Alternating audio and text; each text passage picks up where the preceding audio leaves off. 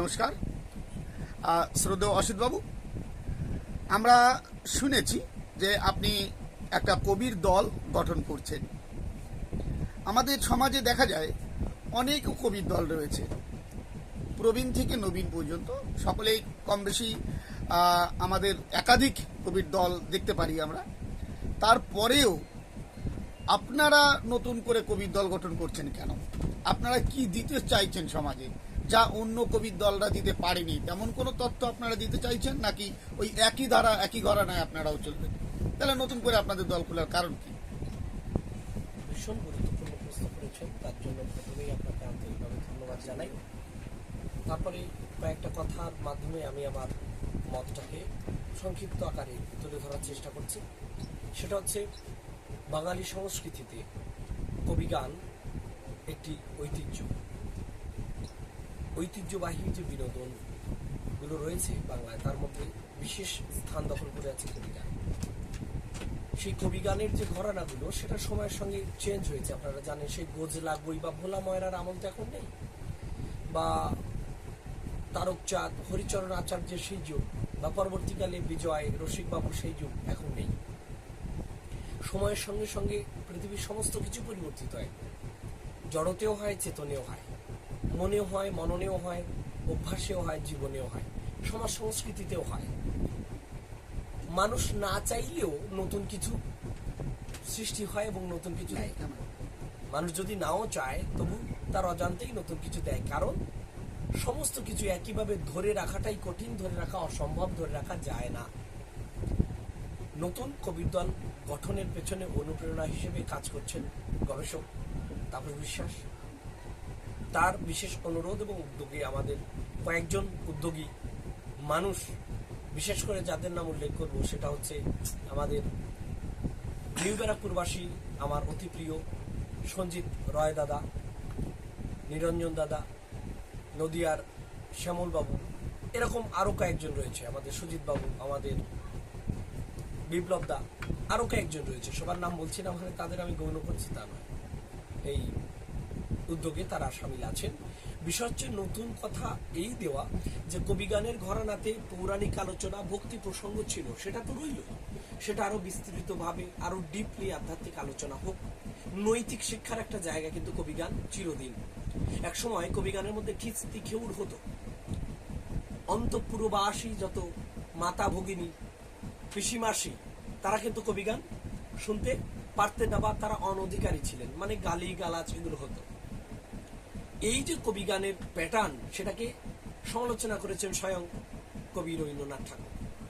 কিন্তু কবিগানের আর একটা যে ধারা, বিশুদ্ধ ধারা, ভক্তিবাদী ধারা, যেখানে লোকশিক্ষার একটা নতুন দিক উন্মোচিত হয়, সেই দিকের উষাকালের যিনি নবরবি ছিলেন, তিনি কিন্তু শ্রীমৎ তারকচন্দ্র সরকার। তিনি কিন্তু এই গানের মধ্যে ভক্তি প্রেম রস নিয়ে আসলেন এবং পরিশুদ্ধতা করলেন, অশ্লীলতা অংশ বর্জন করলেন।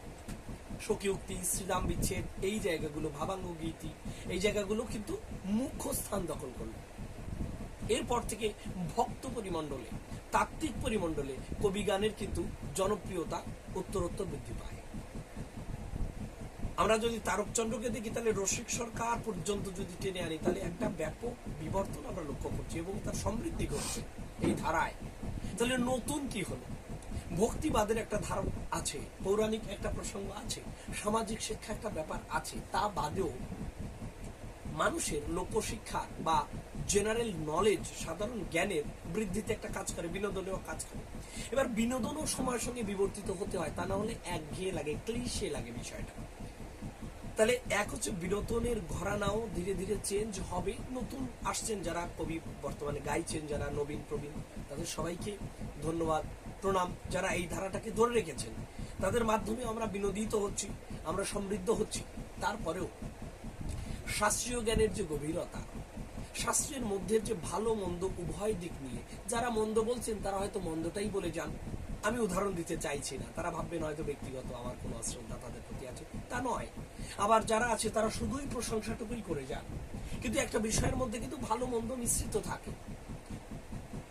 তাপসবাবুর ইচ্ছে যেটাকে সমালোচিত আকারে পরিবেশন করা, অর্থাৎ বিচারের ভার থাকবে শ্রোতার উপর, সত্য মিথ্যা তথ্য যা আছে অ্যাজ ইট ইজ তুলে ধরা, তাহলে যাতে মানুষের চিন্তার দুয়ার খুলে যায়, তাদের বিবেচনা গবেষণার ক্ষেত্র আরো প্রশস্ত হয়, এইটা একটা উদ্দেশ্য। আর আধুনিক জ্ঞান বিজ্ঞানের সঙ্গে আধুনিক ভারতীয় রাজনীতি, সমাজনীতি, সংস্কৃতির সঙ্গে তাল মিলিয়ে এক সংস্কৃতি ঐতিহ্য আর এক প্রগতির পথে কিভাবে ধাবিত হওয়া যায়, সমাজ সংস্কার এবং সমাজের যে শিক্ষা আন্দোলন, সৌভ্রাতৃত্বের আন্দোলন, সেটাকে কি করে আরো বেগবান করা যায়, তার উদ্যোগ বা আমাদের এই যজ্ঞের হোতা কিন্তু তিনি আমাদের টর্চ বেয়ারার বা ধ্বজাবাহক। আমরা তার টেনে আছি। নতুন কিছু পাবেন আশা করি। বৈজ্ঞানিক জিনিসগুলো, ঐতিহাসিক দিকটা ব্যাপক তুলে ধরা হবে, যেটা কিন্তু কবিগানের বিষয় নয়, বরঞ্চ ইতিহাসের নিরস তথ্য আলোচনা করতে গেলে খানিকটা রসাভাসী হয়ে যায়, রসের ব্যাঘাতি ঘটে, রসভঙ্গ ঘটে। কিন্তু তার মধ্যেও যদি পরিবেশনের দক্ষতা থাকে, তাহলে ওই কথার মধ্যেও কিন্তু ইতিহাসের ঝলক দেওয়া যায়, কথা বলা যায়, অন্তত ইতিহাসের প্রতি শ্রোতাকে উৎসুক করে তোলা যায়, আগ্রহী করে তোলা যায়। তাহলে ঐতিহাসিক দিক, বৈজ্ঞানিক দিক, আধুনিক নীতি নৈতিকতার দিক এবং এই সময় বিশ্বের সেরা চিন্তাগুলো যে যে দেশে যে যে ভাবে যে যে ভাষায় উঠে আসছে, সেইগুলো সাধারণ বাঙালি শ্রোতার সামনে কবি গানের মাধ্যমে, সুর ও ছন্দে আলোচনার মাধ্যমে পরিবেশন করাটাই মুখ্য উদ্দেশ্য। বাকি দেখা যায়। আপনাদের শুভেচ্ছা, আপনাদের সহযোগিতা এবং আমাদের সাধনা, আমাদের প্রচেষ্টা আমাদের কতদূর নিয়ে যায়। সবাই ভালো থাকুন। নমস্কার। আপনাকে অনেক অনেক ধন্যবাদ। আপনার কাছ থেকে যে আলোচনাটুকু আমরা শুনলাম, আশা করব যে আপনাদের দল, নতুন কবির দল গঠন হবে, তাতে দর্শক এবং আমরা অনেক নতুন তথ্য জানতে পারব, অনেক নতুন দিক উন্মোচন হবে, কবিগানের এক নতুন ধারা দেখতে পাবো, সেই আশা, সেই প্রত্যাশা রেখে আপনাকে প্রণাম জানিয়ে আমাদের এই ক্ষুদ্র সাক্ষাৎকারটি শেষ করছি। নমস্কার।